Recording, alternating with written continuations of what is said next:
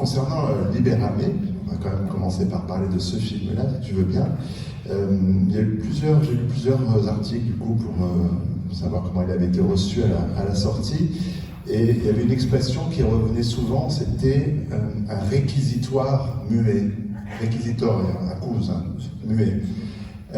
Ce qui est évidemment un oxymore, puisqu'un réquisitoire, c'est de la parole, c'est au moins de l'écrit. Avoir besoin d'un oxymore, ça dit quelque chose de la force de ce film-là. Tu l'as vu quand la première fois, toi? Je crois que je l'ai vu il y a quelques années, pas au cinéma. Je l'ai vu dans DVD, je crois. Et donc c'était un choc absolu. Donc c'était resté dans ma mémoire. Et donc je l'ai revu. Et voilà. Donc c'est pour ça que je l'ai proposé, parce que c'est à mon avis un chef d'œuvre absolu de la culture contemporaine. Cette absence de langage, c'est évidemment une chose qu'on retrouve dans ton travail depuis maintenant un certain nombre d'années. Je ne sais pas lequel de nos deux micros fait un petit bruit bizarre, le mien, le tien. Ouais, c'est voilà, peut-être qu'on est trop près l'un de l'autre. Voilà. Cette absence de langage, c'est évidemment ce qui est la chose peut-être la plus marquante quand on découvre ce film Libérame. La question du langage, c'est une question qui est présente dans ton travail depuis très longtemps. Se passer des mots, c'est faire appel à quel type de langage? Se passer des mots, c'est faire appel à quel type de langage? Tu réfères à ton travail. À mon travail. Ah. Ben non, alors je dois dire que le langage, donc, ce n'est pas un choix. Le fait d'avoir un langage, appartenir à un langage, ce n'est pas un choix. Donc c'est vraiment le premier contraint, c'est la loi. Il y a un rapport à la loi. On pense au langage. Donc on est le langage au théâtre, je dirais pas seulement mon expérience, mais c'est un champ de bataille. Donc d'une certaine manière, à chaque niveau, il faut se libérer du langage. Donc il y a des poètes qui essayent de le faire avec des mots, avec la parole, mais il s'agit en tous les cas d'un combat. Donc c'est la condition, ce n'est pas un outil. Sur un plateau, ce n'est pas un outil pour exprimer des sentiments. C'est un combat. Et là où il y a un combat, il y a des morts. Donc c'est il y a un rapport aussi avec la violence. Et c'est pour ça que le film Libérame, je pense que l'intention la plus étonnante, c'est vraiment la manque de la parole, pas de son. Il y a plein de sons, mais il y a vraiment comme une crise de la parole. La parole est inutile. Ou encore mieux, c'est révèle la position de la parole face à la violence. Donc, c'est-à-dire, il n'y a rien à dire. Enfin. Et ça ramène aussi à l'expérience de la tragédie grecque. Évidemment, Franz Rosenzweig, un philosophe allemand, il a dit une chose, à mon avis, extraordinaire au rapport à la tragédie. Il a dit que c'est l'art du silence, c'est-à-dire le langage, dans le cadre de la tragédie grecque, produit le silence. Donc il faut parler pour produire le silence. Il faut imaginer Édipe. Donc quand il parle, il produit le silence, la distance de la société, et il se trouve à la fin de son parcours, son recherche verbale, il se retrouve sur l'abîme du silence. Et ça, c'est on peut entendre qu'est-ce que ça veut dire produire du silence à travers la parole. Et dans le film Libérame, on est déjà sur l'abîme. Et ça, je trouve que c'est un geste artistique très puissant de Candé. Mais Rosenzweig, vous en parlez, Roméo, c'est dans ce livre L'étoile de la rédemption, publié en 1900. Il est mort en 1929, donc c'est publié dans les années 20, je crois. Il dit que le silence du héros tragique, après Échille, il est trahi, et que du coup, les mots prennent perdent leur importance, et que le silence aussi perd son importance. Ça, vous êtes d'accord avec cela? Absolument d'accord. Moi, c'est pour ça que je suis très attaché à Échille, parce que dans Échille, il y a, comment dire, on a le sentiment qu'on est très proche au rituel. Donc Échille, c'est une ligne recte. Seulement, c'est, comment dire, on peut ressentir encore la mémoire du sacrifice, du rituel, l'avancée de l'animal. Donc c'est les rituels, il n'y a aucun mot dans le rituel. C'est pour ça que libéralement, il y a un côté dans cette dimension très forte. Et donc on peut ressentir une sorte de théâtre très tragique chez Échille, à cause de l'action. Donc il n'y a pas de commentaires, mais c'est plutôt l'action, l'épisode. Voilà. Mais pour arriver à cela, il faut les formes, il faut trouver les formes, alors que ce soit dans Brosse ou dans Libéramé, mais revenons sur Libéramé, sur justement la façon dont chaque action semble un rituel. Libéramé, c'est un film de corps, un film de regard, et c'est un film de mouvement. Beaucoup de gestes sont accomplis, et le travail du cadre. Je rappelle que vous avez quand même une formation en Beaux-Arts, mais au Castellucci, donc la question du cadre est extrêmement importante dans ce film-là. Comment vous regardez, vous, le travail du cadre chez Alain Cavalier? Justement, le cadre, parce qu'on a vraiment l'impression d'être face à un travail formel, contrôlé jusqu'au, comment dire, un contrôle midollare, c'est vraiment tout contrôlé. J'aime beaucoup dans ce film, et ça, on peut ressentir un peu l'héritage de Bresson, la température. On peut juger un film ou une œuvre selon la température, et c'est froide. Tout est figé, comme on dit. Mais grâce à ça, on peut être brûlé par... on découvre la fragilité humaine à travers la froideur. C'est pas une froideur, comment dire, il y a la forme, c'est pas de formalisme, il y a la forme, le contrôle de la forme. La forme, qu'est-ce que c'est la forme? C'est une grande question, mais c'est quelque chose qui perce la peau, pour aller plus profondément dans le corps du spectateur. Donc il faut l'exactitude de la forme pour pénétrer dans le corps, dans la chair du spectateur, pour toucher la région, on peut l'appeler le réel. Donc tout ce qui est pas région, la région où le langage, ce n'est pas utile. Mais hors du langage, dans le réel. Le réel, c'est tout ce qui est dedans la peau. Le monde, la réalité, c'est au dehors de la peau. Et la forme, c'est quelque chose qui peut pénétrer dans le corps pour rejoindre le réel. Dans le réel, c'est aussi épouvantable, parce qu'on ne peut pas la rattraper avec des phrases. Un discours. Il n'y a aucun discours. Et pour y parvenir, et on va revenir sur ce terme de réel aussi bien dans Brosse que dans Libéramé.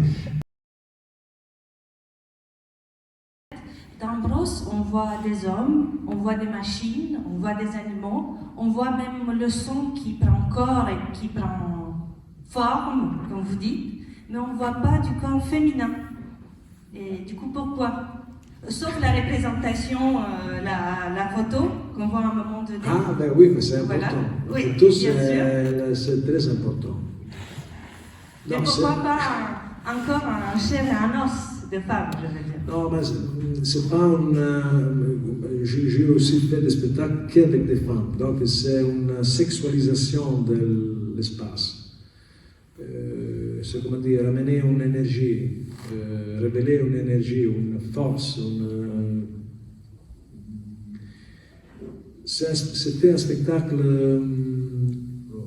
homosexuel, mais avec les mêmes signes, aussi parce que, je dois dire, la référence iconographique aux policiers, c'est platonique, c'est-à-dire un policier américain des années 70, selon le cinéma, parce que c'est évidemment une référence au cinéma.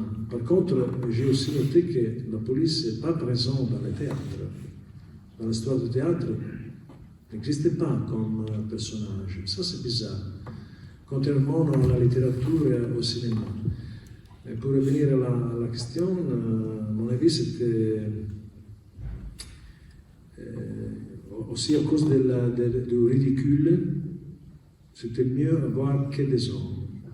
Ils ont peur quand une femme apparaît, ils échappent comme ils ne peuvent pas supporter la vision d'un visage féminin. Mais il n'y a pas une raison sociale ou de critique. Ce n'est pas un spectacle politique. Ce n'est pas un spectacle de critique à la police ou tout ça. Non. Il y a plutôt, à mon avis, c'est plutôt anthropologique. Voilà.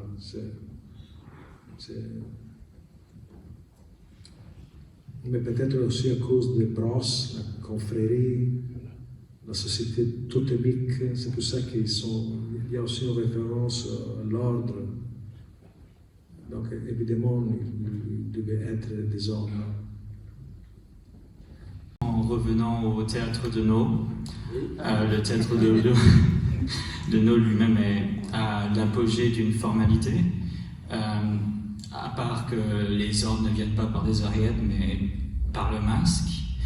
Et je voulais juste vous demander, dans votre intérêt et relation au théâtre de Nau, quelle est l'importance de cette relation dans votre travail, dans votre œuvre? Avec le théâtre de Nau, il y a certainement une idée de jalousie. Je suis jaloux de la capacité des Japonais d'avoir une table commune avec le Dieu et avec l'Esprit. Nous, on a perdu tout ça. Et là, il y a aussi une sorte de nostalgie, c'est un mot un peu dangereux, au rapport à la liturgie, au rapport à des gestes qui sont codés, à la forme, encore une fois. La forme est contrôlée dans une manière vertigineuse. Un geste est étudié par des années et des années. C'est presque une sculpture. On dirait que c'est une sculpture de statues chaudes. C'est pour ça que c'est impressionnant, c'est une richesse pour l'humanité, le fait qu'il existe encore, évidemment pas en Occident, nous on a perdu tout ça. Ça c'est notre condition, c'est pour ça qu'on est, entre guillemets, condamné à faire des choses différentes. On est condamné au nouveau. C'est une condamnation. C'est aussi un chemin, parce qu'on est obligé à changer. Et qu'est-ce que ça veut dire changer? Qu'est-ce que ça veut dire aller encore plus avant? Parfois, peut-être, aller en avant signifie aller en arrière ou aller comme ça. Donc ça, c'est fascinant. C'est aussi fascinant le fait qu'on a perdu les rapports avec le Dieu, les rapports avec les religions, totalement perdu. Par contre, le théâtre, non, c'est un théâtre vivant. Et ça, c'est touchant. Bonjour. Déjà, merci beaucoup pour. Vous m'entendez? Oui. Déjà, merci beaucoup pour le spectacle. J'avais une question. Dans votre spectacle, je note quand même une sorte d'ambiguïté sur l'indécidabilité de ce que vous produisez, notamment sur le fait que vous répondez quand même à la question principale de l'œuf ou la boule par l'œuf. Mais il y a quand même une sorte de surproduction d'images plus ou moins cohérente. Donc est-ce que vous essayez d'entretenir un peu cette réflexion du spectateur, ou est-ce que vous souhaitez qu'on réponde quand même à cette énigme, vu que c'est le principe de l'énigme? Et par rapport à l'indécidabilité, il y a quand même le lien avec Beckett.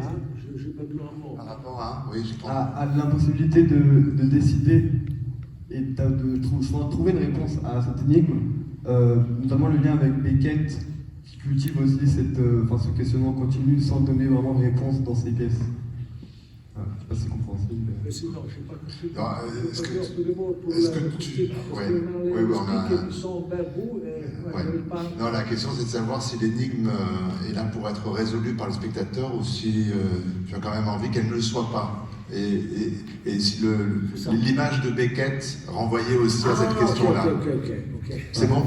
Trop bien, merci. À peu près entendu. Oui. Non, mais justement, c'est un travail à faire. Je parlais avant de don, mais il y a aussi l'abandon. Donc, le spectateur est abandonné, mais l'abandon, c'est parce que je crois profondément dans le rôle du spectateur qui est la moitié de tout ça. C'est pas celui qui reçoit, c'est pas un conteneur, donc c'est pas comme ça, il n'y a aucune pédagogie dans mon théâtre, aucune pédagogie. Je suis personne pour donner des signifiés ou d'éclairer, disons, des vérités. Il n'y a rien à voir avec la vérité, le théâtre. C'est une lutte contre la vérité. La vérité écrase. D'ailleurs, laquelle? Et ça, c'est aussi Nietzsche disait ça. L'art, c'est un outil pour nous libérer de la vérité. Donc, il faut croire dans la fiction. La fiction, c'est un élément pour penser. Pour penser, pas pour croire. Pour penser. Et pour développer ton idée, ton conscience. Et alors, je crois que l'énigme, ce n'est pas résolu. Oui, on peut le résoudre, mais c'est pas important de cette manière. De poules et taureaux, c'est une question.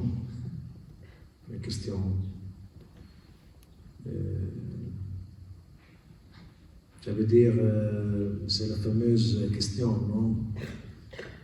Mais c'est vrai qu'on voit un enfant, donc peut-être un orveau, avec un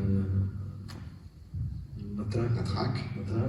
Et son badge de... Oui, donc on ne sait pas qu'est-ce qui se passe. On sait pas forcément bien parti.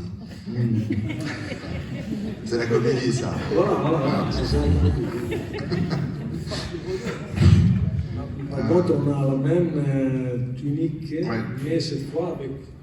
Le badge de la police, l'insigne. Et le rapport à Beckett? Ah oui, là, oui. Ben, le rapport à Beckett, alors, encore une fois, c'est aussi un jeu de cartes, non? Donc, j'étais resté pendant la répétition, j'étais étonné par le changement des associations, une fois qu'on jetait une carte avec une image dans une action. Tout changeait.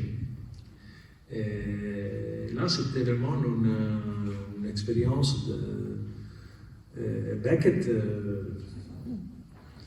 Beckett a aussi un rapport à, évidemment, à l'absurde, mais aussi à la loi, à la loi du langage, à la manque du sens du langage, à la manque du sens de la loi.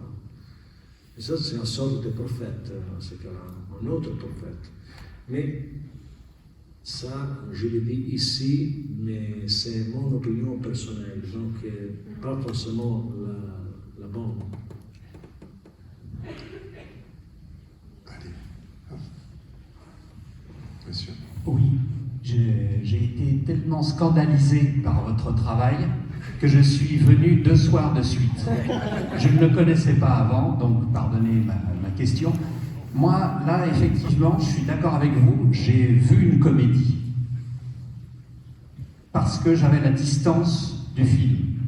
Quand j'ai été prisonnier du plateau, parce que le plateau est venu jusqu'à moi, je n'ai pas vécu exactement une comédie. Est-ce que, déjà, il y a eu un énorme travail de montage, mais c'est la captation en temps réel, c'est-à-dire il n'y a aucune scène qui est coupée, il y a juste un choix des caméras, ok? Et d'autre part, est-ce que vous êtes d'accord pour montrer une version édulcorée de votre travail avec le film, ou est-ce que pour vous, ça n'est pas du tout une trahison, entre guillemets, et le choix du réalisateur, le montage, correspond à une version optimale de ce que vous auriez voulu que chaque spectateur voit? Moi, la première fois, j'étais à peu près au 10e rang, et puis après, j'ai eu de la chance, j'ai été au 2e rang, donc j'avais une vision complètement différente. Oui, oui. Non, alors, évidemment, un film, ce n'est pas le théâtre. Ce sont deux mondes totalement différents, parce que le film fige, le film, c'est une sorte de... Oui, donc on fait un choix partout, pour toujours. Et donc, c'est évidemment, ce n'est pas le théâtre. Ce n'est même pas le théâtre que oui, il y a un rapport évidemment avec le spectacle, mais c'est justement la vision d'une personne, à ce cas de Stéphane, qui a choisi tous les plans, toute la séquence, c'était le spectacle. Mais à mon avis, c'est parfait, parce que ça marche parfaitement. C'était aussi la vision d'une personne. Et donc, ce n'est pas la mienne. Moi, je ne voulais pas, à ce cas-là, il avait l'intention de faire un film, c'était un objet différent. Hein? Mais à ce cas-là, à mon avis, c'est absolument parfait, légitime. Il faut l'entendre comme un document sur le spectacle. Ce n'est pas le spectacle, ça c'est clair, ça c'est auto-évident, comme on dit. Mais à mon avis, j'aime bien cette produit. Par exemple, la dynamique du son au cinéma en général, pas ce soir, en général, c'est toute autre chose. La dimension du danger, quelque chose, ça peut arriver dans les deux sens. Hein. Donc on a les policiers dans la salle, mais aussi quelqu'un peut monter sur le plateau, pourquoi pas, ça arrive parfois. Donc il y a toujours un danger, une fragilité au théâtre qui est extraordinaire. Extraordinaire. C'est l'étrangeté du théâtre, c'est aussi sa fragilité. Il faut protéger cette fragilité, cette étrangeté. Et le film, évidemment, c'est intouchable. Tu ne peux pas te battre contre un écran. Un spectacle, tu peux casser un spectacle. Tu peux te lancer sur le plateau, comme d'ailleurs, ça arrive. Hein? Et moi, ça, c'est parfait. Mais ça permet peut-être d'être assis à toutes les places aussi, de voir ce film, y compris des places qui n'existent pas dans les cintres, oui. et de voir des choses qu'en tant que spectateur, on ne peut pas voir.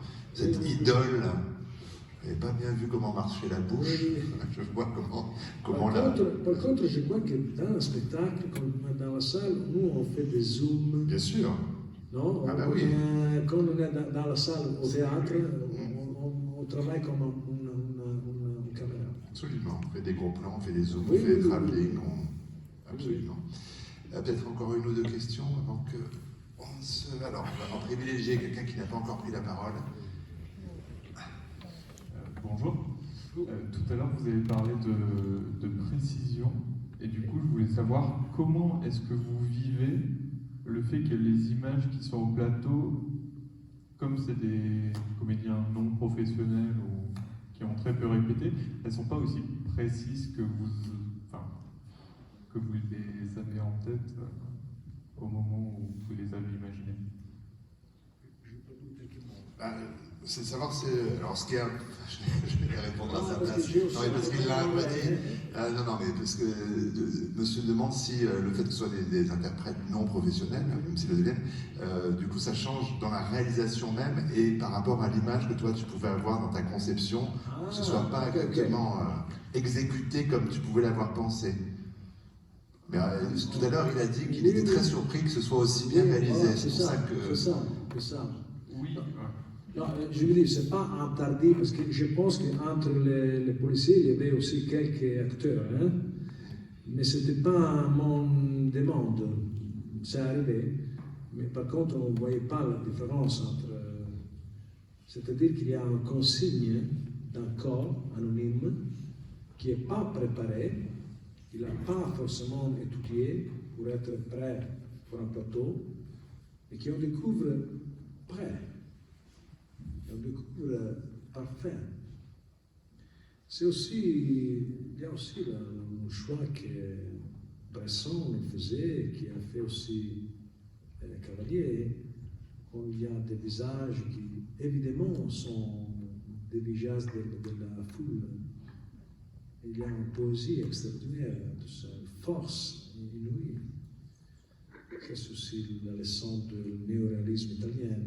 Donc il y a des visages du peuple qui sont incroyables, donc, parce qu'ils n'ont pas la protection, l'armure de la professionnalité.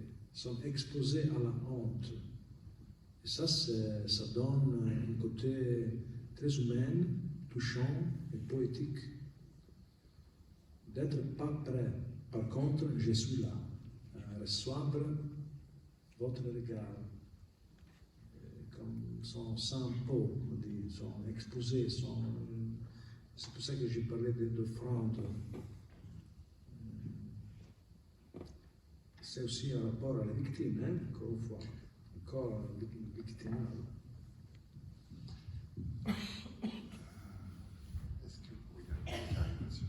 Merci. Bonsoir. Donc moi j'ai vécu l'aventure depuis l'intérieur avec Roberto et puis toute l'équipe il y a un peu moins d'un an. Ce que je voulais dire, c'est que bon, il y avait des comédiens professionnels, non professionnels. Ce qui était très intéressant justement, c'est cette mise en danger qu'on avait au départ en apparence, en se disant oulala, là là, en 3 répétitions, est-ce qu'on va être prêt? Et en fin de compte, c'est très très confortable parce qu'on est pratiquement bercé. Donc pour des policiers, c'est intéressant. Et comment dire, brosse, c'est l'anagramme de sobre. Donc on avait une sobriété de parole et de très confortante, très réconfortante, avec un super bel accent transalpin. Ne t'inquiète pas, tout va bien, ça va bientôt être à toi. Attention, ça va être à toi. Et donc on était chacun dans notre couloir. Et effectivement, on ne voyait pas du tout, des fois bien sûr il y avait des scènes collectives, mais on avait vraiment comment dire, c'était des mises en scène particulières pour l'un et l'autre, comme un puzzle, un peu. Et moi, tout à l'heure, j'ai redécouvert le spectacle, parce que j'ai des choses que je n'avais pas du tout vues. Enfin, Et je me suis mis à pleurer au moment de la torture, là, de la mise à tabac, parce que quand j'ai entendu la voix du bébé, quoi, c'était une émotion considérable, quoi. Cet enfant qui sort de la personne qui est torturée. Et puis ce que je voulais dire par rapport à ce que vous avez dit tout à l'heure, la police, c'est un métier uniquement masculin, quand même, essentiellement. C'est absolument rare. Il y a une femme policière qui a été condamnée au Bourget. hier avant-hier parce qu'elle avait gazé un SDF au Bourget. 4 mois de prison ferme, hein, mais un 14 juillet en plus, donc c'est une violence très particulière chez nous ici. Mais moi je voulais vous remercier parce que vraiment c'est une aventure incroyable qu'on a vécue. Incroyable. Et on s'y attendait pas du tout, et je comprends le monsieur qui était complètement flippé tout à l'heure, parce que nous-mêmes, pour nous, c'était vraiment un rôle de composition. Donc quel rêve pour les comédiens. Mais quel rêve. Merci beaucoup. Merci à toi. Merci à toi. C'est un témoignage de l'intérieur des forces de l'ordre. Caméra embarquée. Allez, peut-être une dernière question. La première. Alors, madame, pardon, j'avais pas vu, vous aviez le micro. Et la dernière, ce sera ici. Bonsoir. Donc moi j'ai vu Brosse une fois parce que les scènes de violence j'ai eu du mal à voir une deuxième fois. Donc là j'ai quand même vu la captation. Moi je voulais vous remercier pour le travail précis des policiers avec les chorégraphies. J'ai beaucoup aimé, c'est ce que j'ai dit à Gérard. Parce qu'en fait, et je voulais remercier aussi la MC93 et toute l'équipe. Parce qu'en fait, quand on joue aussi dans l'obscurité, la lumière tamisée, c'est pas évident aussi de se diriger sur un plateau. Donc je remercie le travail formidable que vous avez fait avec eux. C'est absolument pas le plateau, c'est pas le lieu du vrai sang, ça doit absolument être le lieu du vrai sang. Oui. Voilà. Ça doit être le lieu du faux sang. Et vous disiez aussi que Brosse serait une comédie. Mais quand on voit Brosse, quand on revoit même dans le film, il y a des effets, enfin ça crée sur le spectateur, dans la durée, dans ce qu'on voit, dans l'absence de parole, dans le son. Ça crée quelque chose en nous qui n'est pas vraiment de l'ordre de l'éclat de rire, mais une peur et un effet que pourrait avoir la vraie violence, même si on sait que c'est faux, on sait que c'est des comédiens, on sait que tout le monde va se relever et saluer à la fin. Et donc, en fait, ma question, c'est qu'est-ce que vous voulez qu'il se passe dans le corps du spectateur quand il assiste à Brosse? Ah, je n'ai aucune idée. Non, c'est pas un... C'est l'autre chance, la connue. Je n'ai aucune, surtout, je n'ai aucune intention. Ça, c'est de la provocation. Bon, je veux provoquer un tel sentiment, je ne sais pas. Seulement lancer quelque chose de l'autre côté, qui est sombre, noir. Je ne sais pas s'il y a quelqu'un de l'autre côté et qui.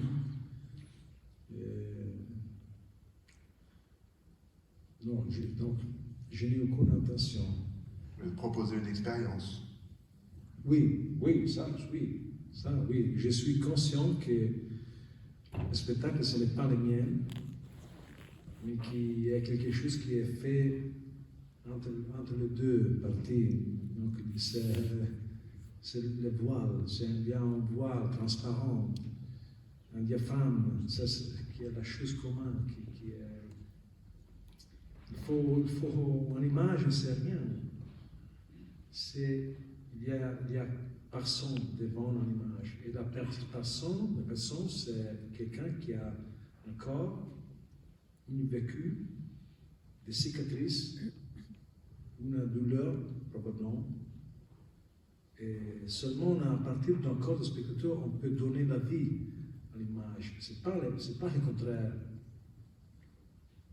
Donc c'est à vous de décider. Qu'est-ce que ça veut dire un homme matraqué avec la voix d'un bébé, mouillé avec du lait? C'est une image qui appartient à vous, c'est pas à moi. Parce que moi, je mise ensemble des choses, mais des choses qui existent. Et c'est à vous de décider quoi faire avec ça. Mais vous pouvez développer votre idée de comédie sur cette scène? Le fait que c'est évidemment un faux matraque. C'est une énigme pour nous. C'est, par exemple, le son. Le son, c'est épouvantable, mais c'est pas croyable. Ce sont des tonnerres du ciel. Donc, Ça n'existe pas sur le plan de la réalité d'entendre un son comme ça, non? Et ça, c'est déjà quelque chose on a cassé le cause-effetto, donc il n'y a pas la cause-effet. L'image est cassée, il y a une fissure. Et la fissure, c'est l'espace de la critique. C'est votre espace, c'est l'espace du spectateur. Il faut toujours éloigner, toujours un petit espace, il faut un petit collapse dans le tissu de la représentation, un trou. Il faut toujours un trou. Il faut échapper à la même manière. Il faut donner une sortie. C'est pas croyable. Jamais, jamais, pas croyable le spectacle. Les pistolets font comme ça, ils se déchargent, sont déjoués. Mais la chose bizarre, c'est que malgré tout ça, malgré le fait qu'il s'agit d'une comédie, c'est épouvantable. C'est noir, comme la couleur des uniformes. L'uniforme, c'est un costume. Par contre, l'uniforme, derrière chaque uniforme, il y a un pouvoir inouï. Parce que c'est vrai que moi je l'ai prouvé, mais certainement vous aussi. Devant un homme en uniforme, on se sent coupable de quelque chose. Ça, c'est le pouvoir anthropologique de l'uniforme. C'est pour ça qu'il est utilisé par les armées et les policiers. C'est un corps. Il corpo du polizia, au singulier. Donc, tu es face à un corps qui est énormément plus grand que toi. Il y a des autres derrière lui. Tu ne peux pas tuer un policier. Parce qu'il faut tuer toute la police. Donc, l'uniforme, c'est aussi une structure, comme on dit, totémique, c'est une structure. On se consigne un uniforme, on laisse à la maison l'homme, la personne, et on rentre dans un uniforme. C'est pour ça on devient une fonction. Et voilà. La dernière après la dernière. Bonsoir, je vais commencer par une petite question. Moi j'ai vu... oui. Je ne sais pas si je me trompe, c'est pour avoir une petite confirmation personnelle. J'ai vu aussi une petite influence cantorienne. J'ai vu La Classe Morte. Ouais. De Cantor, bien sûr. Et là, et en plus ça commence avec un vieux dans un lit. Là, enfin c'est imaginaire très cantorien. J'ai vu aussi le début de Qu'il crève les artistes. Et là, j'ai deux questions. Enfin, la question la plus importante, c'est où est la place de... Est-ce que vous vous placez comme observateur du monde et vous proposez une traduction et ensuite c'est au spectateur de recevoir avec ses blessures et ses cicatrices? Ou quelle est la place de votre intime et votre blessure et, dans ce que vous mettez en scène? Quel est votre rapport intime, par exemple, avec la question de l'ordre, avec la question du système, comme vous parlez du système, votre vécu ou votre rapport intime? Voilà. Où est la question d'intimité? Oui. D'abord, je peux reconnaître une certaine similitude avec la Classe Morte de Cantor. Par contre, je ne suis pas un spécialiste et je n'ai jamais vu un spectacle de Cantor, comme d'ailleurs la plupart de vous, j'imagine. Mais il n'y a pas vraiment une référence, justement à cause du rôle de l'artiste. On dirait un prêtre, non? Il y a un côté, c'est plutôt côté d'église chez Cantor, à mon avis. Mon rôle, c'est disparaître. Donc je n'ai aucun message donné, aucune signification. Par contre, alors comment? Moi, je suis convaincu qu'un artiste, ce n'est pas quelqu'un qui est spécial, c'est un visage dans la foule. C'est pas quelqu'un de spécial ou touché par une lumière, pas du tout. Alors moi je cherche de montrer les symptômes. Ce n'est pas une thérapie, pas du tout. Moi je suis personne, moi je déteste chaque thérapie, toute thérapie. Il y a déjà une intention sur toi, non? Il y a déjà une sorte d'éducation. Il faut guérir. Mais de quoi? Pourquoi surtout? En tout cas, moi je ne suis pas. Ça, c'est pour changer le monde, il faut changer le monde, je suis d'accord, mais pas à travers l'art. Moi je crois que l'art, ce n'est pas un outil direct. C'est un outil évidemment pour la pensée, la conscience et tout ça. C'est à la racine de la politique, une politique qui est invisible, qui est intime. Moi, je ne crois pas à l'art comme action directe. Pas du tout. L'art n'a jamais amélioré le monde. Jamais. Jamais. Moi, je connais aucune expérience d'une expérience d'art qui a amélioré le monde. C'est une illusion. C'est aussi pas seulement une illusion, c'est. Je ne trouve pas trop les mots. Anche arrogante, comme on dit, c'est aussi un prétentieux. De penser avec un spectacle, nous, on est des privilégiés ici, de voir dans notre privilège de sauver le monde.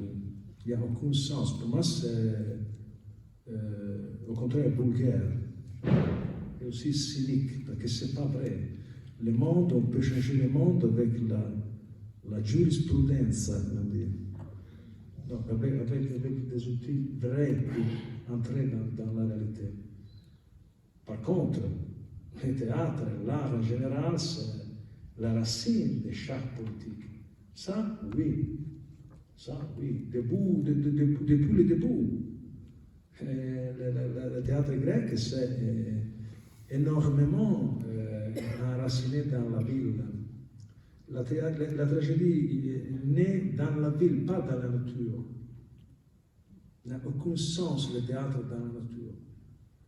Le théâtre est né dans la crise de la ville. Mais il n'y avait aucune réponse. Sur le plan politique, il faut être mieux dans ça et ça. Absolument pas. C'est plutôt un énigme. Non, l'énigme, il s'agit de retrouver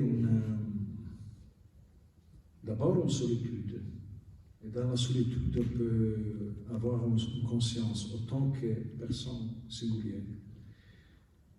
Mais moi, absolument pas. Je refuse chaque position, comme on dit, de l'artiste qui peut éclairer les gens. Mais ça, je trouve qu'il est naïf. La naïveté absolue. La thérapie, c'est la naïveté le plus absolue. Et c'est le péché le pire, la naïveté.